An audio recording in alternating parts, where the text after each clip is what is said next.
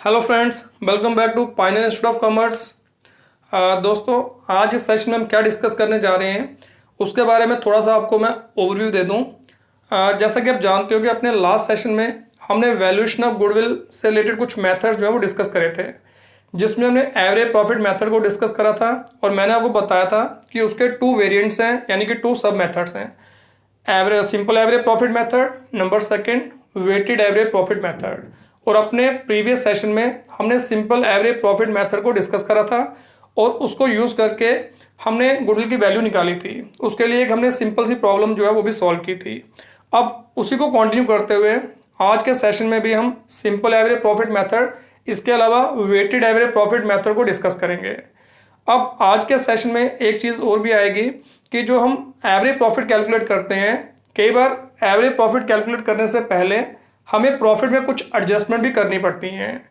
तो अगर क्वेश्चन के अंदर, प्रॉब्लम के अंदर कुछ एडजस्टमेंट दे रखी है किसी प्रॉफिट के बारे में, तो सबसे पहले हमें वो एडजस्टमेंट उसमें करनी है। उसके बाद हम यहाँ पे एवरेज प्रॉफिट निकालते हैं। तो एडजस्टमेंट कौन कौन सी है उसी को भी हम यहाँ पे आज के सेशन में डिस्कस करने जा रहे हैं। तो चलिए अब स्टार्ट करते हैं। ये मैं 2 प्रॉब्लम्स लेके आया हूँ। जो पहली प्रॉब्लम है इसमें हम सिंपल एवरेज प्रॉफिट मेथड को यूज़ करके गुडविल की वैल्यू निकालेंगे, और जो दूसरी प्रॉब्लम है इसमें हम वेटेड एवरेज प्रॉफिट मेथड को यूज़ करेंगे। बट इन प्रॉब्लम्स को सॉल्व करने से पहले आइए मैं आपको बता दूं कि जब भी हम यहाँ पे एवरेज प्रॉफिट निकालते हैं, एवरेज प्रॉफिट निकालने के लिए हमें प्रॉफिट्स के अंदर कौन कौन सी एडजस्टमेंट करनी पड़ सकती हैं। कोई भी मेथड हम यूज़ करें, चाहे वो एवरेज प्रॉफिट मेथड है, चाहे वो सुपर प्रॉफिट मेथड है, चाहे वो कैपिटलाइजेशन मेथड है, अगर क्वेश्चन के अंदर आपको प्रॉफिट के बारे में कोई एडिशनल इन्फॉर्मेशन दे रखी है तो उनको सबसे पहले हमें प्रॉफिट में एडजस्ट करना होता है। उसके बाद ही हम यहाँ पे जो है आगे जो मेथड जो अप्लाई कर सकते हैं। तो सबसे पहले हम बात करेंगे कि वो कौन कौन सी एडजस्टमेंट है जो हमें प्रॉफिट के अंदर करनी पड़ सकती हैं। तो ये मैंने ये फॉर्मेट बना रखा है। इस फॉर्मेट की हेल्प से हम ये जानेंगे कि किस तरीके से हम यहाँ पे जो है प्रॉफिट के अंदर एडजस्टमेंट करते हैं। और जब हम यहाँ पे प्रॉफिट के अंदर एडजस्टमेंट कर लेते हैं, एडजस्टमेंट करने के बाद जो प्रॉफिट आता है उसको हम बोलते हैं एडजस्टेड प्रॉफिट या फ्यूचर मेंटेनेबल प्रॉफिट। ठीक है। अब ये एडजस्टमेंट कौन कौन सी है, इनमें कुछ एडजस्टमेंट में ऐड करनी पड़ती है प्रॉफिट में, कुछ हमें लेस करनी पड़ती हैं। अब किसको ऐड करना, किसको लेस करना और क्यों करना, इन्हीं चीज़ों को हम आज के सेशन में डिस्कस करेंगे। ठीक है। इसलिए यहाँ पे ये काफ़ी इंपॉर्टेंट एडजस्टमेंट है। एग्जामिनेशन पॉइंट ऑफ व्यू से भी एग्जाम में आपको इनसे रिलेटेड क्वेश्चन जो है पूछे जा सकते हैं। इनसे रिलेटेड कई एमसीक्यू जो है वो निकल सकते हैं। तो इसलिए ज़रा ध्यान से आज के सेशन को देखिए और समझने की कोशिश करिए कि ये एडजस्टमेंट जो है हम प्रॉफिट में क्यों करते हैं और कैसे करते हैं। ठीक है। तो अब मैं आपको एक एग्जाम्पल के ज़रिए ये समझाने की कोशिश करूँगा कि ये जो एडजस्टमेंट है ये क्यों की जाती हैं और कैसे की जाती हैं। अब देखो, मैंने आपको बताया था कि जब भी हम गुडविल की वैल्यू निकालते हैं, तो हम फर्म की फ्यूचर की एक्सपेक्टेड अर्निंग देखते हैं कि आने वाले टाइम में ये फर्म हमें कितना प्रॉफिट जो है कमा के देगी। उसके बेसिस पे ही हम यहाँ पे उसकी रेपुटेशन, उसकी गुडविल की वैल्यू निकालते हैं। ठीक है। अब क्वेश्चन ये उठता है यहाँ पे कि इसमें जो हम प्रॉफिट लेते हैं वो प्रॉफिट कौन सा लें। कहने का मतलब है कि क्योंकि हमने यहाँ पे फर्म की रेपुटेशन की वैल्यू निकालनी है, गुडविल की वैल्यू निकालनी है, इसलिए हमें यहाँ पे वो प्रॉफिट चाहिए जो फर्म ने अपने नाम के दम पे, अपनी रेपुटेशन के दम पे, यानी कि अपनी गुडविल के दम पे अर्न किया है। ठीक है। उस प्रॉफिट को लेके हमें यहाँ पे उसके गुडविल की वैल्यूएशन करनी होती है। तो अब क्वेश्चन ये उठता है यहाँ पे, ये कैसे पता लगे कि फर्म ने अपनी रेपुटेशन के बल पे कितना प्रॉफिट अर्न किया है। तो इसलिए इसके लिए आपको कुछ पीछे जाना पड़ेगा, थोड़ी सी बातें आपको समझनी पड़ेंगी इसके लिए। अब देखो, जब भी हम यहाँ पे अपना प्रॉफिट निकालते हैं, प्रॉफिट निकालने के लिए हम क्या करते हैं, trading profit loss account prepare करते हैं। तो ट्रेडिंग प्रॉफिट लॉस अकाउंट के जरिए ही हमें यहाँ पे जो है हमारे एनुअल प्रॉफिट का पता लगता है। ठीक है। वो जो हम प्रॉफिट निकालते हैं उसके लिए हम क्या करते हैं, उस साल की जितनी भी इनकम्स है वो लेते हैं और उस इनकम को अर्न करने के लिए जितना भी हमने एक्सपेंस इनकट किए हैं वो लेते हैं। टोटल इनकम में से टोटल एक्सपेंसेस हम माइनस कर देते हैं और जो बाकी बचता है वही हमारा प्रॉफिट या लॉस होता है। ठीक है। ऐसा ही करते हैं। अब जितनी भी हमारी इनकम्स हैं, जितनी भी हमारी इनकम्स प्रॉफिट लॉस अकाउंट में आती हैं, यानी कि ट्रेडिंग प्रॉफिट लॉस अकाउंट में आती हैं, या जितने भी एक्सपेंसेस वहाँ पे आते हैं, वो 2 टाइप के हो सकते हैं, non operating expenses, operating expenses. Non operating income, operating income. तो पहले इनके बारे में समझते हैं कि ये नॉन ऑपरेटिंग या ऑपरेटिंग है क्या। एक्सपेंसेस दो टाइप के, operating expenses, number second non operating expenses. ऐसे ही इनकम दो टाइप की, operating income, number second non operating income. तो पहले इनका मतलब समझ लेते हैं, फिर देखते हैं कि ये कहाँ पे फिट आता है। अब देखो, सबसे पहले बात करते हैं एक्सपेंसेस की। दो टाइप के एक्सपेंसेस होंगे। जितने भी हम प्रॉफिट लॉस में एक्सपेंसेस लेते हैं उनको हम 2 पार्ट्स में डिवाइड कर सकते हैं, operating expenses, number second non operating expenses. Operating expenses का मतलब हो गया वो एक्सपेंसेस जो हमें रूटीन एक्टिविटी करने के लिए इनकर करने पड़ते हैं, ठीक है। जो हमारी मेन ट्रेडिंग एक्टिविटी है उसको करने के लिए जो भी एक्सपेंस हम इनकर करते हैं उनको हम बोलते हैं ऑपरेटिंग एक्सपेंसेस। जैसे हमारी अगर कोई ट्रेडिंग कंसर्न है तो उसकी रूटीन की एक्टिविटी क्या होंगी, सेल परचेज करना कि प्रोडक्ट मार्केट से लाके आगे बेचना है।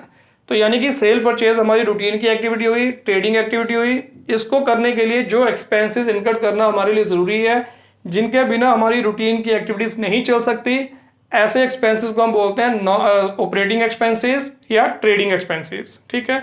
फॉर एग्जांपल, जैसे एम्प्लॉयज़ को सैलरी देंगे, बिल्डिंग का रेंट है, रेंट पे करेंगे। अगर एडवर्टीजमेंट दे रहे हैं, एडवर्टीजमेंट हो गया। अगर हम यहाँ पे कैरेज पे कर रहे हैं, कैरेज हमारा ऑपरेटिंग एक्सपेंसेस हो गया। तो ये कुछ एग्जांपल हैं जो हमारी ऑपरेटिंग एक्सपेंसेस से रिलेटेड हैं, क्योंकि अगर हम ये एक्सपेंसेस इनकर नहीं करते हैं तो हमारे ऑपरेशन के ऊपर इसका इम्पैक्ट पड़ेगा।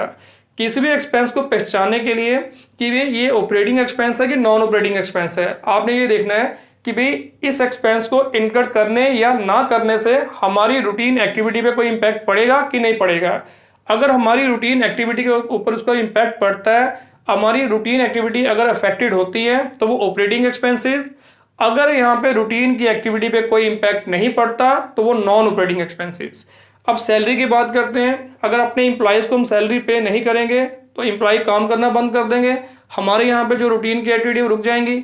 अगर हम यहाँ पे लैंडलॉर्ड को रेंट पे नहीं करेंगे, लैंडलॉर्ड बिल्डिंग खाली करवा लेगा, हमारे यहाँ पे जो बिजनेस का ऑपरेशन है वो रुक जाएगा। अगर यहाँ पे कैरेज पे नहीं करेंगे तो हमारे गुड्स हमारे तक पहुँच नहीं पाएंगे, हमारा ऑपरेशन ठप हो सकता है। तो इसका मतलब ये जो एक्सपेंसेस हैं ये हमारी रूटीन की एक्टिविटी चलाने के लिए ज़रूरी है। तो ऐसे एक्सपेंसेस को हम क्या बोलेंगे, ऑपरेटिंग एक्सपेंसेस, ठीक है।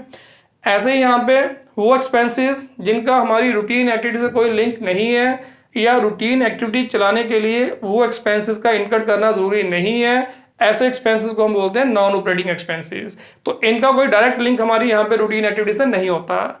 फॉर एग्जाम्पल, कोई भी अगर हम प्रोविज़न बनाते हैं, कोई भी हम रिजर्व बनाते हैं, प्रोविज़न या रिजर्व क्यों बनाए जाते हैं, फ्यूचर के लिए, कि फ्यूचर में अपनी कोई लाइबिलिटी पे करने के लिए या कोई लॉस कवर करने के लिए हम अपने प्रॉफिट में से कुछ पोर्शन निकाल के अलग रख लेते हैं कि इसको फ्यूचर में यूज़ करेंगे कोई पर्टिकुलर लाइबिलिटी पे करने के लिए या कोई लॉस कवर करने के लिए या अपने बिजनेस को एक्सपेंड करने के लिए जो फंड्स चाहिए वो यहाँ से हम यूज़ करेंगे।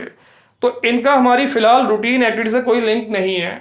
हम प्रोविज़न बनाएं ना बनाएं, हम रिजर्व बनाएं ना बनाएं, हमारी रूटीन एक्टिविटी नहीं रुकेंगी। है ये हमारे बिजनेस से रिलेटेड एक्सपेंस हैं, बट जो रूटीन एक्टिविटी है उनसे इनका कोई लिंक नहीं है। इनका इम्पैक्ट हमारे यहाँ पे फ्यूचर में पड़ेगा कि अगर हमने रिजर्व या प्रोविजन क्रिएट नहीं किए होंगे, फ्यूचर में लॉस कवर करने के लिए, लाइबिलिटी पे करने के लिए या बिजनेस को एक्सपेंड करने के लिए हमें प्रॉब्लम आ सकती है।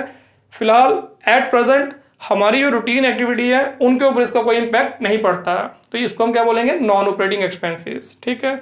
ऐसे ही हमने अपनी कोई पुरानी एसेट बेची, वहाँ पे लॉस हुआ।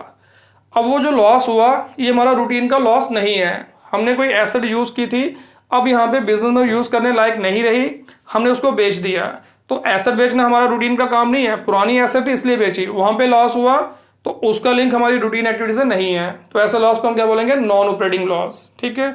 ऐसे मान लो अगर यहाँ पे आग लगने से नुकसान होता है या चोरी होती है, एक्सीडेंट हो जाता है, उस केस में जो लॉस होगा, ऐसे लॉसेस को हम क्या बोलेंगे, नॉन ऑपरेटिंग लॉसेस, ठीक है। और इनको हम एबनॉर्मल लॉसेस भी बोलते हैं।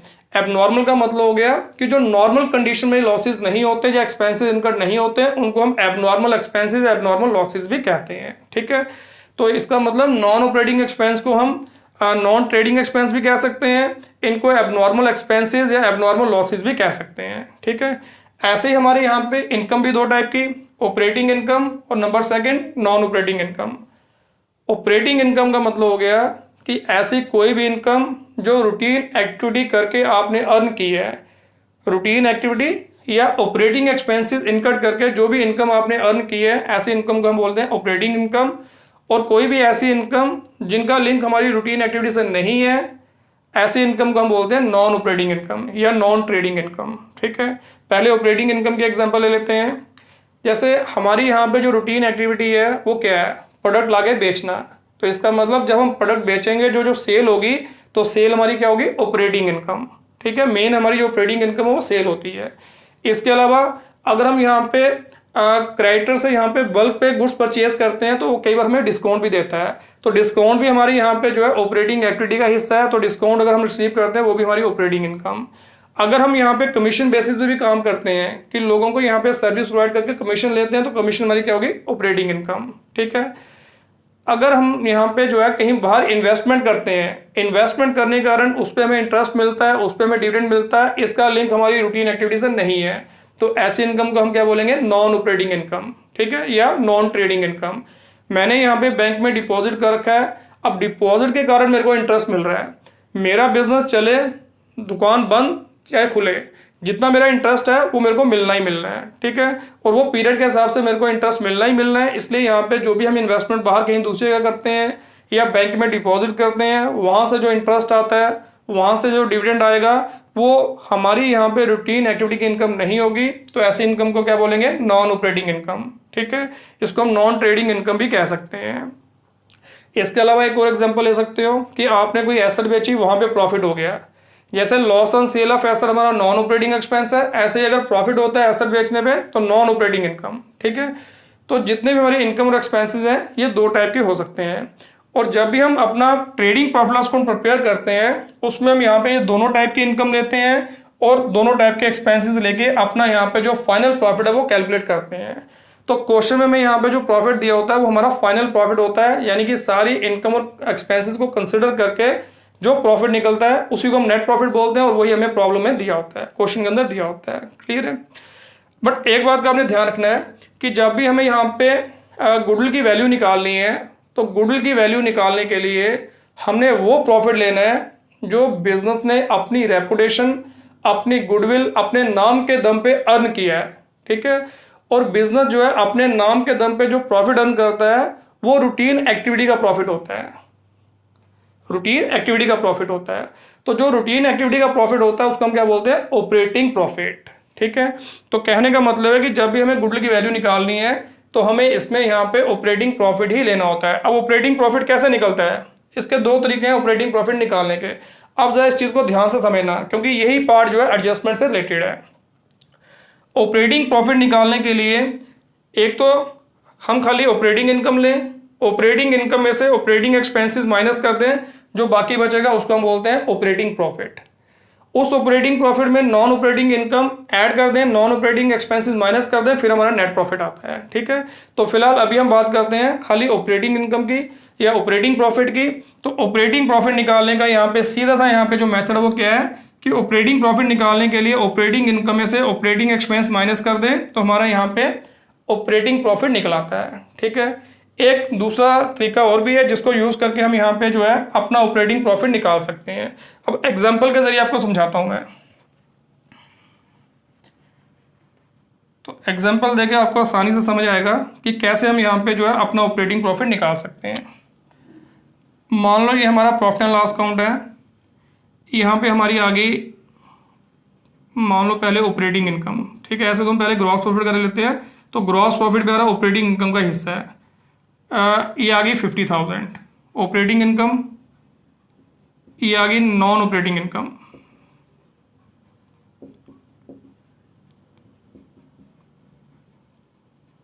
मान लो ये भी हमारी 50,000 आ गई। यहाँ आगे हमारे पहले ऑपरेटिंग एक्सपेंसेस,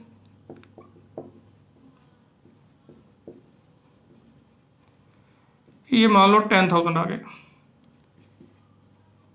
फिर आ गया नॉन ऑपरेटिंग एक्सपेंसेस, मान लो ये भी 10,000 ही है, तो डिफरेंस जो है वो नेट प्रॉफिट के रूप में आ गया। क्रेडिट बढ़ी, डेबिट छोटी तो प्रॉफिट, डेबिट बढ़ी, क्रेडिट छोटी तो लॉस। ये आ गया 1 लाख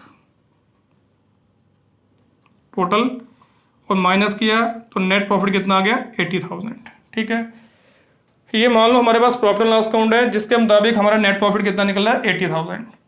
अब आपने यहाँ पे ये पता लगाना है कि आपका जो ऑपरेटिंग प्रॉफिट है वो कितना है। ये तो नेट प्रॉफिट दिया, ऑपरेटिंग प्रॉफिट है कितना है। अब ऑपरेटिंग प्रॉफिट निकालने के दो तरीके हैं। पहला, ऑपरेटिंग इनकम में से खाली ऑपरेटिंग एक्सपेंस माइनस करें। तो ऑपरेटिंग इनकम अगर आपकी 50,000 है, इसमें से माइनस कर दें ऑपरेटिंग एक्सपेंस जो कि 10,000 है, तो हमारा ऑपरेटिंग प्रॉफिट कितना आ गया 40,000।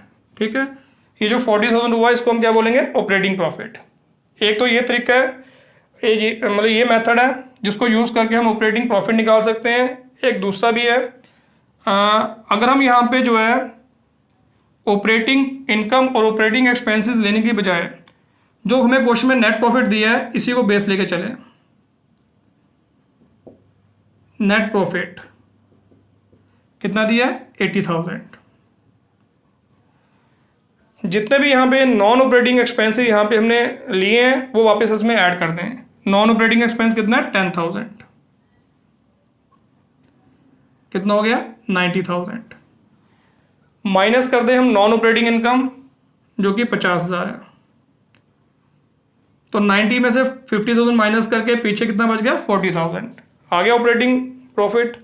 तो ऑपरेटिंग प्रॉफिट निकालने के दो तरीके हैं, एक ऑपरेटिंग इनकम में से ऑपरेटिंग एक्सपेंसेस माइनस कर दें, या दूसरा नेट प्रॉफिट में नॉन ऑपरेटिंग एक्सपेंस वापस ऐड कर दें और जो नॉन ऑपरेटिंग इनकम जो है उसको लेस कर दें, तब भी हमारा ऑपरेटिंग प्रॉफिट निकल आता है। ठीक है, तो ये दो तरह से हम अपना ऑपरेटिंग प्रॉफिट कैलकुलेट कर सकते हैं। और जब भी हमें गुडविल की वैल्यू निकालनी होती है तो हमें ऑपरेटिंग प्रॉफिट ही चाहिए होता है। और हमें प्रॉब्लम के अंदर ऑपरेटिंग इनकम और ऑपरेटिंग एक्सपेंसेस नहीं दिए होते हैं। क्वेश्चन के अंदर आपको उसने नेट प्रॉफिट दिया होता है और कई बार किसी नॉन ऑपरेटिंग एक्सपेंस या नॉन ऑपरेटिंग इनकम के बारे में इंफॉर्मेशन दी होती है कि इस प्रॉफिट के अंदर ये नॉन ऑपरेटिंग एक्सपेंस इंक्लूड है या नॉन ऑपरेटिंग इनकम इंक्लूड है। ठीक है, यानी कि नॉन ऑपरेटिंग एक्सपेंस इसमें से चार्ज हुआ है या नॉन ऑपरेटिंग इनकम इसमें इंक्लूड है, तो हमें उनको एडजस्ट करके ही यहाँ पे जो है अपना ऑपरेटिंग प्रॉफिट निकालना होता है। और अगर क्वेश्चन के अंदर यहाँ पे जो है नेट प्रॉफिट के बारे में कोई इन्फॉर्मेशन नहीं दी है कि इसके अंदर कौन कौन सी इनकम या एक्सपेंस हमने लिया है, तो उस केस में फिर हम यही मान के चलते हैं कि जो नेट प्रॉफिट है वो हमारे ऑपरेटिंग प्रॉफिट के बराबर ही होगा। जो हमने लास्ट अपनी प्रीवियस सेशन में जो प्रॉब्लम की थी उसमें सिंपल हमें नेट प्रॉफिट ही दिए थे, कोई एडजस्टमेंट नहीं दी थी, तो हमने वहां पे नेट प्रॉफिट को लेके ही एवरेज निकाली। ठीक है, तो हमने वहां पे मान लिया कि हमारा नेट प्रॉफिट ही ऑपरेटिंग प्रॉफिट है। बट अगर क्वेश्चन के अंदर नॉन ऑपरेटिंग एक्सपेंस और नॉन ऑपरेटिंग इनकम के बारे में इंफॉर्मेशन दी है तो पहले आपने उनको एडजस्ट करके पहले आपने अपना ऑपरेटिंग प्रॉफिट निकालना है, उसके बाद हम यहाँ पे जो है गुडविल की वैल्यू निकाल सकते हैं। तो हमारी यहाँ पे जो एडजस्टमेंट हमें करनी पड़ती है नेट प्रॉफिट में, तो ये दो एडजस्टमेंट तो ये वाली हैं। तो क्या एडजस्टमेंट हुई कि नेट प्रॉफिट में जितने भी नॉन ऑपरेटिंग एक्सपेंसेस हैं जिसको हम नॉन ट्रेडिंग एक्सपेंसेस भी कहते हैं या एबनॉर्मल लॉसेस भी कह सकते हैं, एबनॉर्मल एक्सपेंसेस भी कह सकते हैं, अगर किसी प्रॉफिट के बारे में इंफॉर्मेशन दी है तो उस प्रॉफिट में सबसे पहले उसको क्या करना है ऐड। तो एक एडजस्टमेंट वाली आ गई, add non operating expenses oblique abnormal losses. और एग्जाम्पल में मैंने आपको लिख रखा है यहाँ पे कि कौन कौन सी हमारी नॉन ऑपरेटिंग एक्सपेंसेस या एबनॉर्मल लॉसेस हो सकते हैं। ठीक है, और इसको हमें प्रॉफिट में ऐड करना है। और ऐड क्यों करना है मैं भी आपको ये बता चुका हूं कि क्यों इसमें ऐड करते हैं। और जो नॉन ऑपरेटिंग इनकम है उसको क्या करते हैं लेस। तो देखो एक एडजस्टमेंट ये वाली भी है कि जो भी हमारी नॉन ऑपरेटिंग या नॉन ट्रेडिंग इनकम होगी उसको इसमें से लेस करना है। तो एग्जाम्पल यहाँ पे मैंने लिखी है profit on sale of asset, income from investment. इसके अलावा कोई और नॉन ऑपरेटिंग या नॉन ट्रेडिंग इनकम होगी अगर क्वेश्चन के अंदर दी है तो उसको भी लेस करना है। ठीक है, तो जब भी हम गुडविल के लिए यहाँ पे जो है प्रॉफिट लेके एवरेज प्रॉफिट निकालते हैं तो एवरेज प्रॉफिट निकालने से पहले आपने एक चीज़ का ध्यान रखना है कि जिस प्रॉफिट को आपने लिया है उसके बारे में कोई क्वेश्चन में इंफॉर्मेशन तो नहीं दी रखी है।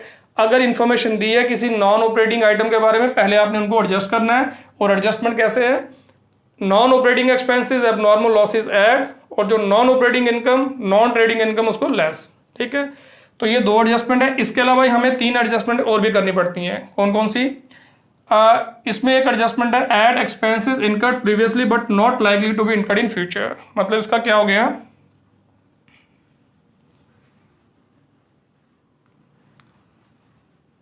ये खाली आपको समझाने के लिए था।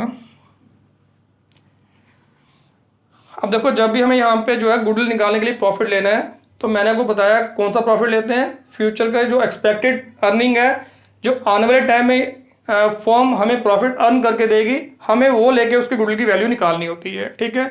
और उसका एस्टिमेट हम लगाते हैं अपने पास्ट प्रॉफिट के बेसिस पे।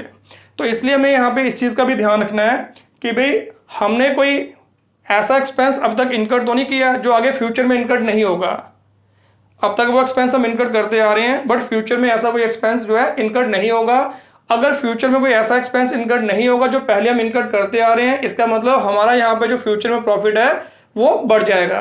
तो इसलिए कोई भी ऐसा एक्सपेंस जो पहले इनकर्ड हुआ है बट फ्यूचर में इनकर्ड नहीं होगा, अगर क्वेश्चन में आपको दिया हुआ है तो आपने उसको प्रॉफिट में ऐड कर लेना है। फॉर एग्जाम्पल, मान लो मैं कहता हूँ कि किसी ईयर में मेरा नेट प्रॉफिट है 50,000, मेरा नेट प्रॉफिट है 50,000, ठीक है। मैं कहता हूँ कि मैंने यहाँ पे जो है, इसमें यहाँ पे एक एम्प्लॉय की सैलरी जो है वो चार्ज कर रखी है। एम्प्लॉय की सैलरी जो है वो 5,000 चार्ज कर रखी है। सुनना मेरी बात ध्यान से, एक एम्प्लॉय की सैलरी 5,000 चार्ज करने के बाद मेरा प्रॉफिट जो है 50,000 आया है, ठीक है। अब मैं कहता हूँ मैंने उस एम्प्लॉय को निकाल देना है, मेरे को उस एम्प्लॉय की सर्विस नहीं लेनी है। इसका मतलब मेरी यहाँ पे जो फ्यूचर में जो सैलरी मैं 5,000 रुपये अपने एम्प्लॉय को दे रहा हूँ बच जाएगी। तो अगर अभी मेरा प्रॉफिट 50,000 है तो फ्यूचर में प्रॉफिट कितना हो जाएगा, 55,000, ठीक है। तो हमें यहाँ पे अपने फ्यूचर की एक्सपेक्टेड अर्निंग ही निकालनी होती है। इसलिए यहाँ पे अगर किसी प्रॉफिट के आगे उसने ये इन्फॉर्मेशन दे रखी है कि भाई आपने इसमें से ये एक्सपेंस चार्ज किया है क्योंकि अभी तक आपने इसको इनकर्ड किया था, बट फ्यूचर में ये एक्सपेंस इनकर्ड नहीं होगा, ऐसा कोई भी एक्सपेंस है उसको आपने वापस प्रॉफिट में ऐड कर लेना है, क्योंकि हमें देखना है कि फ्यूचर में यहाँ पे हमारा एक्सपेक्टेड प्रॉफिट क्या होगा। क्लियर है। इसके अलावा ये भी हो सकता है कि अभी तक हमने कोई एक्सपेंसेस जो है वो अभी चार्ज नहीं किया है, बट वो एक्सपेंस जो है फ्यूचर में होने की एक्सपेक्टेशन है। अगर कोई भी ऐसा एक्सपेंस जो पहले आपने इनकर्ड नहीं किया बट फ्यूचर में इनकर्ड होने वाला है, तो ऐसा कोई एक्सपेंस होगा उसको यहाँ पे प्रॉफिट में से हम लेस कर देते हैं, क्योंकि उसकी वजह से हमारा फ्यूचर का प्रॉफिट जो कम होने वाला है। एग्जाम्पल इसी को ले लेते हैं, कोई भी एक्सपेंस हो सकता है। मान लो मैं कहता हूँ यहाँ पे कि भी मेरा यहाँ पे जो है अभी प्रॉफिट 50,000 आ रहा है, 50,000 आ रहा है। अब मैं यहाँ पे आने वाले टाइम में एक एम्प्लॉय रखूंगा जिसको मैं 5,000 की जो है सैलरी पे करूंगा। अगर अभी मेरा प्रॉफिट 50,000 है तो फ्यूचर में मेरा प्रॉफिट कितना हो जाएगा, 45,000, कम हो जाएगा, ठीक है ना। तो हमें फ्यूचर का ही प्रॉफिट देखना होता है, फ्यूचर के प्रॉफिट को ही माइंड में रखना है। इसलिए ऐसा कोई भी एक्सपेंस जो पहले इनकर्ड नहीं हुआ बट फ्यूचर में इनकर्ड होने की एक्सपेक्टेशन है, पूरी संभावना है, ऐसे एक्सपेंसेस को इसमें से लेस कर देते हैं, ठीक है। होगी 4 एडजस्टमेंट। इसके अलावा फिर एक एडजस्टमेंट हमें और करनी पड़ती है, वो है प्रोप्राइटर्स रेम्यूनरेशन या पार्टनर सैलरी। अब ये क्या है, इसको क्यों एडजस्ट करते हैं।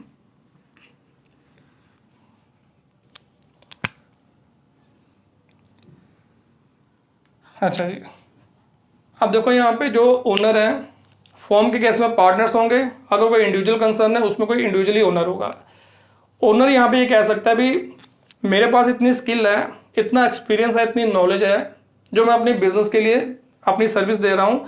अगर मैं यहाँ पे ये बिजनेस नहीं करता, कहीं दूसरे का काम करता, तो मेरे को आराम से वहाँ पे 20,000 रुपये सैलरी मिल जाती, ठीक है। अगर ओनर कहता है भी मेरे पास इतनी स्किल है, इतना एक्सपीरियंस है, मेरे पास इतनी नॉलेज है और मैं अपनी सर्विस अपने बिजनेस को दे रहा हूँ, अगर मैं बाहर कहीं दूसरे का देता तो मेरे को आराम से यहाँ पे 20-30 हज़ार रुपये सैलरी मिल जाती। तो इसका मतलब ओनर जो है वो अपनी सर्विस अगर फ्री में अपने बिजनेस को दे रहा है तो वो अपने बिजनेस का 20,000 रुपये बचा रहा है। अगर यहाँ पे ओनर अपनी सर्विस नहीं देता, इतना ही स्किल्ड एम्प्लॉय हमें रखना पड़ता, उसके लिए हमें यहाँ पे जो है इतनी पेमेंट करनी पड़ती। तो हम ये कह सकते हैं यहाँ पे कि ओनर की वजह से यहाँ पे जो है हमारा 20,000 रुपये बच रहा है। तो एक तरह से हम ये कह सकते हैं कि ओनर की वजह से यहाँ पे जो फर्म जो है 20,000 रुपये प्रॉफिट कमा रही है, क्योंकि 20,000 रुपये उसका सेव हो रहा है, इसका मतलब वो इनकम के रूप में कन्वर्ट हो रहा है। तो हम ये भी कह सकते हैं कि जो भी हमने प्रॉफिट कमाया है इसमें से 20,000 जो प्रॉफिट है ये ओनर की वजह से है। बट मैंने अभी आपको बताया था स्टार्टिंग में कि हमने प्रॉफिट वो लेना है जो बिजनेस ने अपनी रेपुटेशन के दम पे कमाया है। इसलिए ओनर की वजह से अगर कोई प्रॉफिट आता है तो उसको मैं इसमें से निकाल देना है। इसलिए हम यहाँ पे जो है प्रोप्राइटर्स रेम्यूनरेशन या पार्टनर की जो सैलरी या कोई भी रेम्यूनरेशन है उसको प्रॉफिट में से लेस कर देते हैं, अगर क्वेश्चन में इसके बारे में इंफॉर्मेशन है। उसके बाद यहाँ पे जो प्रॉफिट आता है उसको हम बोलते हैं एडजस्टेड प्रॉफिट या फ्यूचर मेंटेनेबल प्रॉफिट। ठीक है, क्लियर है। तो ये 5 टाइप की हम एडजस्टमेंट इसमें करते हैं। हाँ, एक एडजस्टमेंट और कर सकते हैं, चलो वो भी आपको बता दूं। एक एडजस्टमेंट हमारी रह गई, जैसे मैंने आपको बताया कि अगर कोई भी ऐसा एक्सपेंसिव जो अभी तक इनकर्ड नहीं हुआ बट फ्यूचर में अगर इनकर्ड होगा उसको लेस करेंगे। ऐसे ही कोई इनकम भी हो सकती है जो अभी तक नहीं हुई है बट फ्यूचर में यहाँ पे जो है इनकम के राइज होने की संभावना है। मान लो कोई हमारा इनकम्प्लीट कॉन्ट्रैक्ट है और फ्यूचर में वो कंप्लीट होगा जिसकी वजह से हमें यहाँ पे जो है इनकम आएगी। तो अगर ऐसी कोई इनकम होगी जो फ्यूचर में आने की संभावना होगी तो उसको ऐड कर देते हैं। ठीक है, ये भी एडजस्टमेंट एक हो सकती है, add income expected to be received in future. तो ऐसी कोई इनकम अगर नजर आ रही है तो उसको भी ऐड करके हमें देखना है कि इस कंसर्न की जो फ्यूचर की जो प्रॉफिट अर्न करने की कैपेसिटी है वो क्या है, उसके बेसिस पे ही हम यहाँ पे जो है गुडविल की वैल्यू निकालते हैं। तो इसलिए जब भी हमें गुडविल की वैल्यू निकालनी है उसके लिए जब भी हम प्रॉफिट लेके एवरेज प्रॉफिट निकालते हैं तो सबसे पहले आपने एक चीज़ का ध्यान रखना है कि जिस प्रॉफिट को लेके आप एवरेज निकालने जा रहे हो उस प्रॉफिट के बारे में कोई इन्फॉर्मेशन तो नहीं दे रखी है। अगर एडिशनल इन्फॉर्मेशन दी होगी तो पहले आपने वो प्रॉफिट में एडजस्ट करनी है। एडजस्ट करके जो प्रॉफिट आएगा उसको हम बोलते हैं एडजस्टेड प्रॉफिट या फ्यूचर मेंटेनेबल प्रॉफिट। उसके बाद हम यहाँ पे उसको यूज़ करके जो है उसकी एवरेज निकाल सकते हैं। और एडजस्टमेंट कौन कौन सी हो सकती हैं वो आपको मैं बता चुका हूँ। तो ये 5-6 टाइप की एडजस्टमेंट है जो मैक्सिमम यहाँ पे हमें प्रॉफिट में करनी पड़ सकती हैं। आप जरूरी नहीं है कि आपको हर प्रॉब्लम में ये सारी की सारी एडजस्टमेंट दी होंगी। किसी में उसमें 1 दी है, किसी में 2 दिए, किसी में 4 दिए, किसी में 5 दिए। तो जो भी क्वेश्चन के अंदर होगा उसके मुताबिक आपने प्रॉफिट में एडजस्ट करना है। जिस प्रॉफिट के बारे में इंफॉर्मेशन दी रखी होगी पहले आपने उसमें ये एडजस्टमेंट करके एडजस्टेड प्रॉफिट निकालना है, फ्यूचर मेंटेनेबल प्रॉफिट निकालना है। उसके बाद जो आपका टोटल एडजस्टेड प्रॉफिट होगा उसको यूज करके फिर हम एवरेज निकाल के उसके बेस पे गुडविल की वैल्यू निकालते हैं। ठीक है, तो ये एडजस्टमेंट जो है ये प्रॉफिट में की जाती है। और कोई भी मेथड हम यूज करें, चाहे एवरेज प्रॉफिट मेथड यूज करें, चाहे सुपर प्रॉफिट मेथड यूज करें, चाहे कैपिटलाइजेशन प्रॉफिट मेथड यूज करें, तो ये एडजस्टमेंट हमें यहाँ पे हर केस में करनी पड़ती है। ठीक है, तो इसलिए ये काफ़ी इंपॉर्टेंट है, इनको पूरे ध्यान से समझना और पूरे रीजनिंग के साथ समझना। आपको ये पता होना चाहिए कि अगर हमने इसको ऐड किया तो क्यों किया, लेस किया तो क्यों किया। ठीक है, तो अब ये प्रॉब्लम ले लेते हैं। इस प्रॉब्लम के अंदर यहाँ पे जो है 3 सालों का प्रॉफिट दिया हुआ है और साथ में कुछ एडजस्टमेंट भी दे रखी हैं। तो अब मैं आपको प्रैक्टिकल करके बताता हूँ कि कैसे यहाँ पे जो है एडजस्टमेंट की जाती है प्रॉफिट के अंदर और उसके बाद एवरेज प्रॉफिट निकाल के गुडविल की वैल्यू निकाली जाती है। तो इसका आपने स्क्रीनशॉट लेना तो ले सकते हो।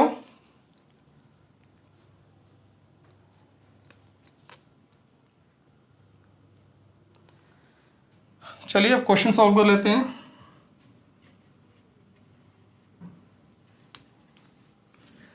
और ये एडजस्टमेंट काफ़ी इंपॉर्टेंट है, इनसे कई सारे एमसीक्यूज निकलते हैं, इस चीज़ का ध्यान रखना ज़रा।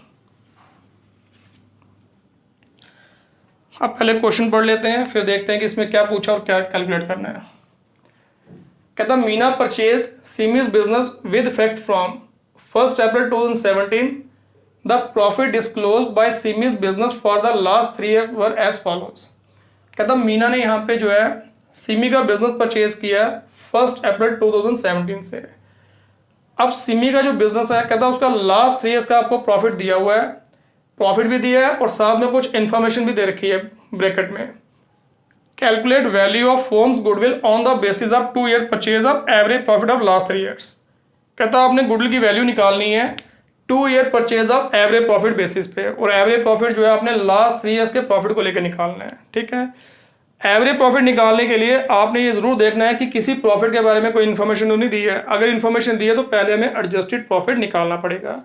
तो यहाँ पे तीनों प्रॉफिट्स के बारे में कुछ ना कुछ इन्फॉर्मेशन दे रखी है, तो पहले इनको एडजस्ट करके एडजस्टेड प्रॉफिट निकालेंगे, उसके बाद हमारी यहाँ पे एवरेज निकलेगी। ठीक है, तो उस एवरेज को हम बोलते हैं एवरेज एडजस्टेड प्रॉफिट या एडजस्टेड एवरेज प्रॉफिट। तो चलिए पहले हम एडजस्टेड प्रॉफिट निकाल लेते हैं।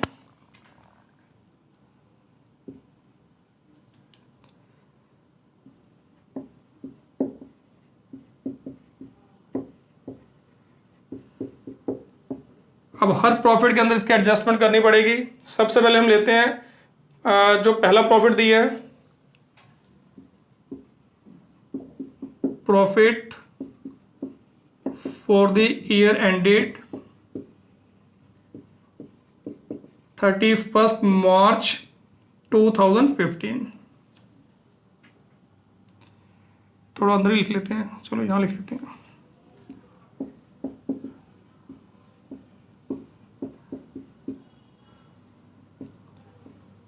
ये आ गया आपका 40,000। ठीक है, अब क्या इसके बारे में एडजस्टमेंट दी है, कहता है इंक्लूडिंग एबनॉर्मल गेन और ₹5,000। कहता है इस प्रॉफिट के अंदर 5,000 का एबनॉर्मल गेन भी इंक्लूड है। तो एबनॉर्मल गेन का मतलब हो गया ये हमारी नॉन ऑपरेटिंग इनकम है। ठीक है, एबनॉर्मल गेन का मतलब जो नॉर्मल कंडीशन में नहीं होता। ठीक है, तो कोई भी हमारी यहाँ पे नॉन ऑपरेटिंग इनकम, जिसको हम नॉन ट्रेडिंग इनकम भी कहते हैं और एबनॉर्मल गेन भी कहते हैं, या इसको हम नॉन रेकरिंग इनकम भी कह सकते हैं। नॉन रेकरिंग का मतलब होता है जो इनकम कभी कभार होती है। ठीक है, क्योंकि जो हमारी रूटीन एक्टिविटी जो है वो तो रेकरिंग नेचर की होती है, कॉन्टिन्यूसली होती है। तो जो कभी कभार हमें इनकम जो एक्सपेंस होता है उसको हम नॉन रेकरिंग इनकम या नॉन रेकरिंग एक्सपेंस कहते हैं। तो कोई भी नाम इसने लिखा है तो हम क्या करते हैं, अभी मैंने आपको बताया एडजस्टमेंट में कि कोई भी non operating income, non trading income या एबनॉर्मल इनकम या नॉन रेकरिंग इनकम अगर प्रॉफिट में इंक्लूड है तो उसको हमें क्या करना है, लेस। तो इसको हम क्या करेंगे, लेस। तो एक एडजस्टमेंट है लेस एबनॉर्मल गेन, ₹5,000 माइनस करके बाहर आ गया 35,000। ठीक है, जैसे मर्जी लिख लो, चाहे नीचे लिख के क्लोज कर दो, चाहे बाहर लिखो, बाद में मैं टोटल करने में आसानी होगी इसलिए मैंने बाहर लिखा है।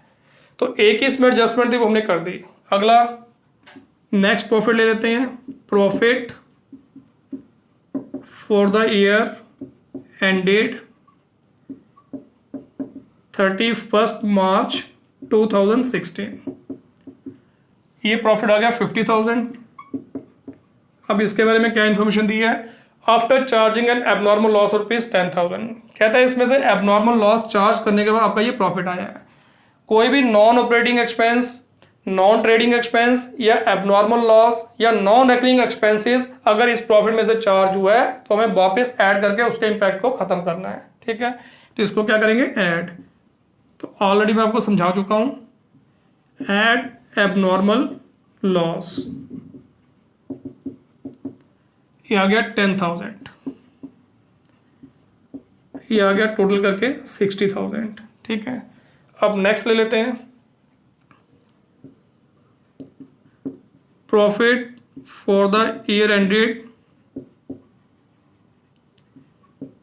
31 मार्च 2017।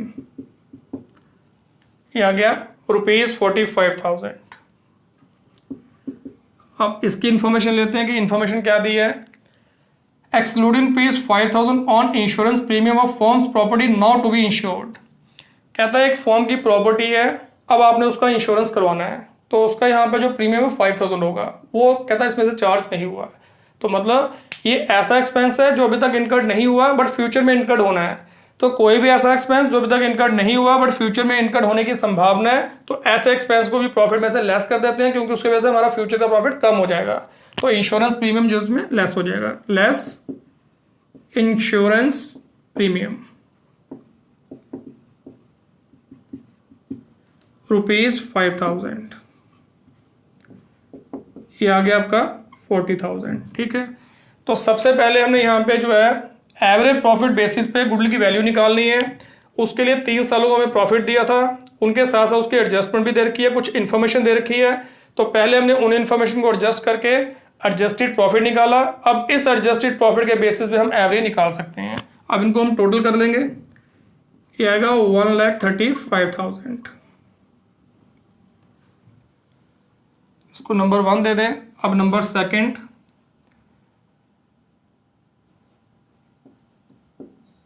Adjusted average profit.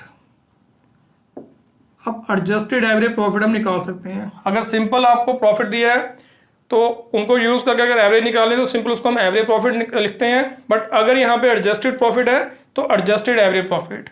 तो निकालने तरीका वही है कि टोटल जो एडजस्टेड प्रॉफिट होगा उसको डिवाइड करेंगे टोटल नंबर ऑफ ईयर्स के साथ। तो 3 साल हैं, 3 से इसको डिवाइड कर दिया, कितना आ गया 45,000। ठीक है, एडजस्टेड एवरेज प्रॉफिट आ गया। अब हमें गुडविल की वैल्यू निकालनी है, तो गुडविल की वैल्यू निकालने के लिए देखना है number of year of purchase कितने दे रखे हैं। तो ये लिखा है क्वेश्चन के अंदर उसने, on the basis of 2 year purchase of average profit. निकल गई गुडविल की value. Therefore value of goodwill equal to जो भी हमारा एडजस्टेड एवरेज प्रॉफिट होगा इसको इंटू करेंगे number of year of purchase के साथ। तो 45,000 इंटू 2 रुपीज 90,000। तो गुडविल की वैल्यू आ गई रुपीज 90,000।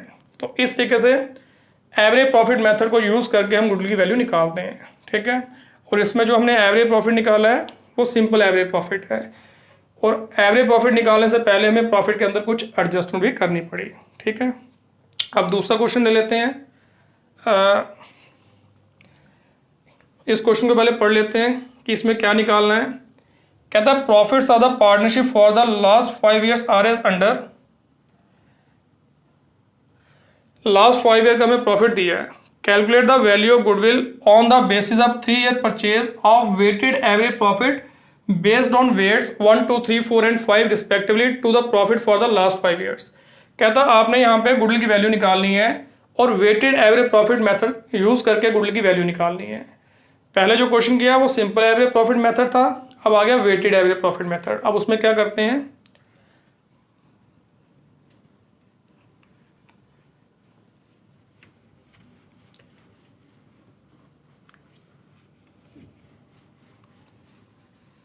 अच्छा जी, अब पहले समझो कि वेटेड एवरेज प्रॉफिट होता क्या है। अब मान लो हमारे पास 3 इयर्स का प्रॉफिट है, 2016, 2017, 2018।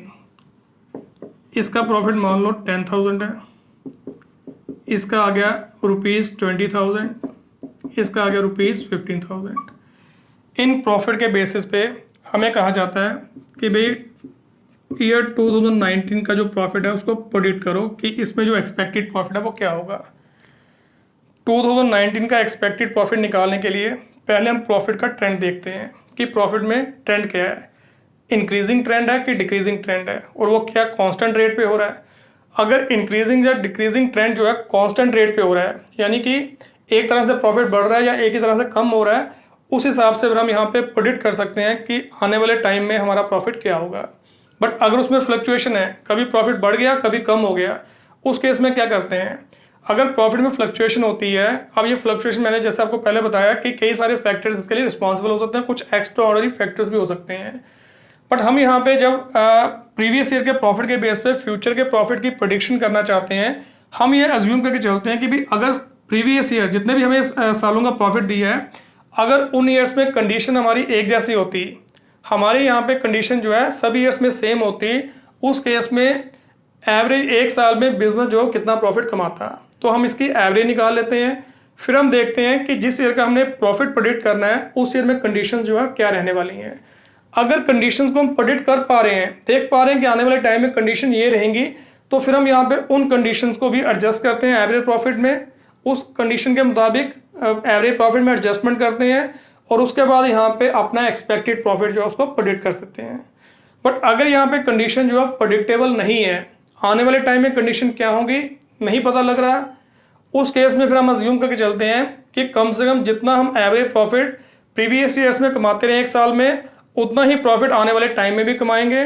तो फिर एवरेज प्रॉफिट को ही हम अपने आने वाले टाइम का एक्सपेक्टेड प्रॉफिट मान लेते हैं। ठीक है, बट अगर आप यहाँ पे इसमें ध्यान से देखो कि क्या वाकई में यहाँ पे जो 2019 की जो कंडीशंस हैं वो प्रीवियस ईयर्स के मुताबिक ही होंगी। 2018 में जो कंडीशंस हैं क्या वही 2019 में भी रहेंगी, या 2017 की जो कंडीशंस थी क्या वही 2018 में भी रही हैं। अब देखो यहाँ पे कंडीशन जो है वो कभी भी हमारी कांस्टेंट नहीं होती, टाइम के अकॉर्डिंग उसमें चेंज आती है, कभी चेंज ज़्यादा होती है, कभी चेंज जो होती है वो कम होती है, बट कुछ ना कुछ चेंजेस ज़रूर आती हैं।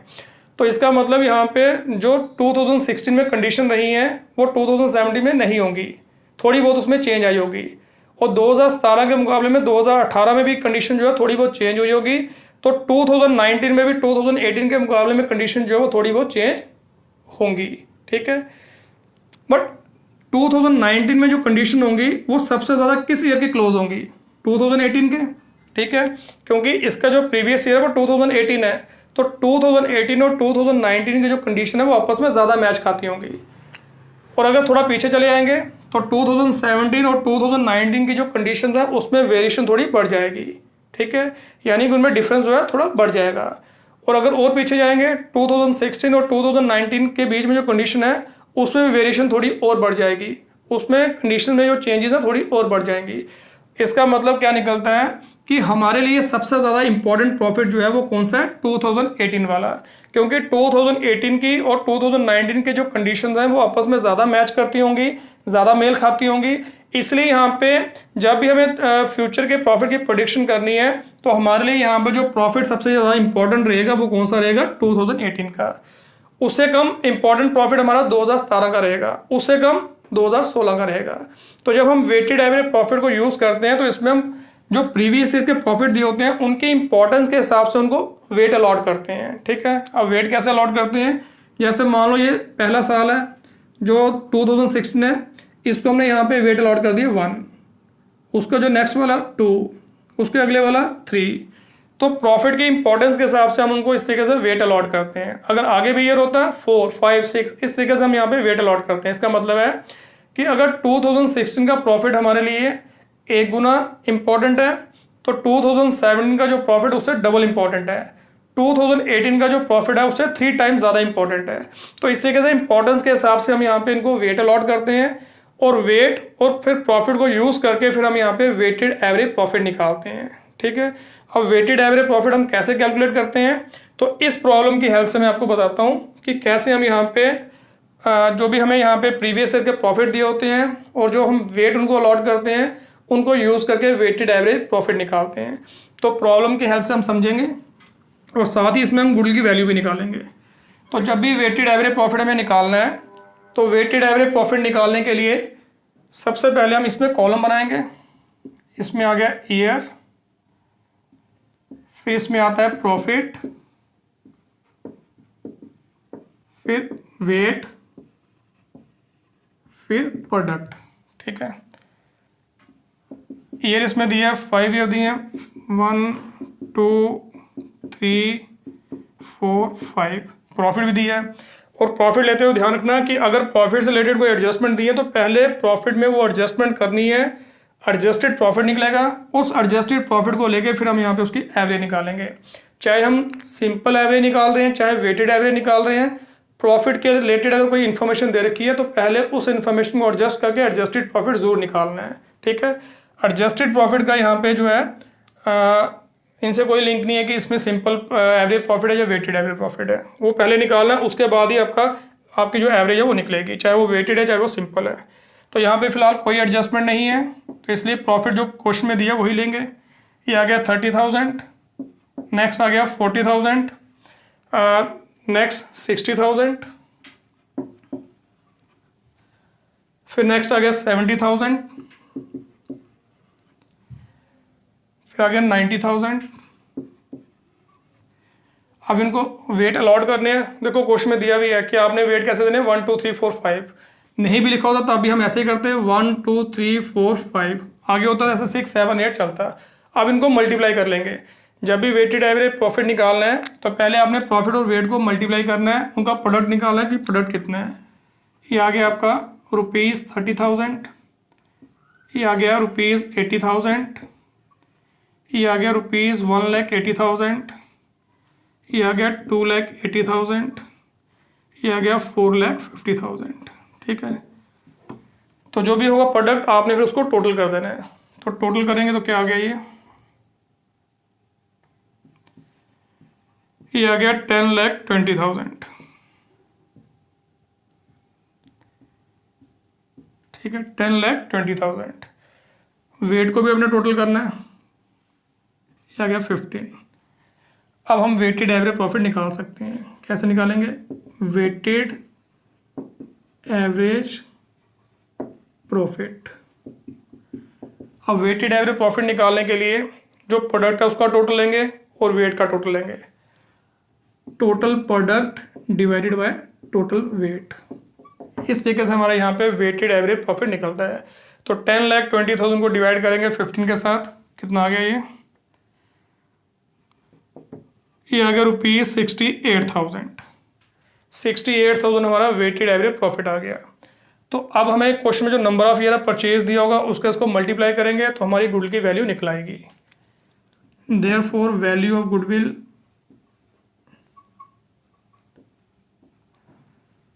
Equal to 68,000 into number of year purchase है 3, तो 3 के साथ मल्टीप्लाई करेंगे तो हमारी गुडविल की वैल्यू आ गई।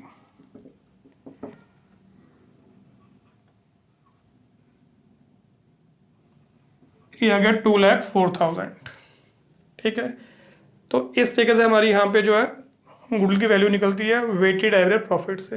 ठीक है, तो अब इसमें अच्छे तरीके से समझ लो दोनों में डिफरेंस कि सिंपल एवरेज में और वेटेड एवरेज में क्या डिफरेंस है।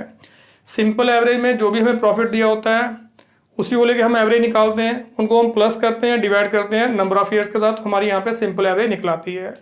और एवरेज निकालने से पहले अगर प्रॉफिट के बारे में एडजस्टमेंट दिया तो वो एडजस्टमेंट करनी है। ठीक है, वेटेड एवरेज में हम क्या करते हैं कि प्रॉफिट की इंपॉर्टेंस के हिसाब से उनको वेट अलॉट करते हैं, फिर वेट के साथ मल्टीप्लाई करते हैं प्रॉफिट को, प्रोडक्ट जो आएगा उसका टोटल करके उसको टोटल वेट के साथ डिवाइड करके वेटेड एवरेज प्रॉफिट निकालते हैं। इसमें भी प्रॉफिट लेने से पहले अगर प्रॉफिट से रिलेटेड कोई एडजस्टमेंट होगी तो पहले वो एडजस्टमेंट करेंगे। ठीक है, तो उसके बाद ही हम यहाँ पे जो है एवरेज निकाल सकते हैं, चाहे वो सिंपल है चाहे वो वेटेड है। क्लियर है, तो ये थे दोस्तों हमारे एवरेज प्रॉफिट मेथड के दोनों वेरिएंट्स, दोनों सब मेथड्स, जिसमें हमारा सिंपल एवरेज प्रॉफिट भी आ गया और number second weighted average profit भी आ गया। अब इसी टॉपिक को हम नेक्स्ट सेशन में भी कंटिन्यू करेंगे, तो जो बाकी हमारे वैल्यूएशन के मेथड्स हैं तो नेक्स्ट सेशन में हम उनको डिस्कस करेंगे।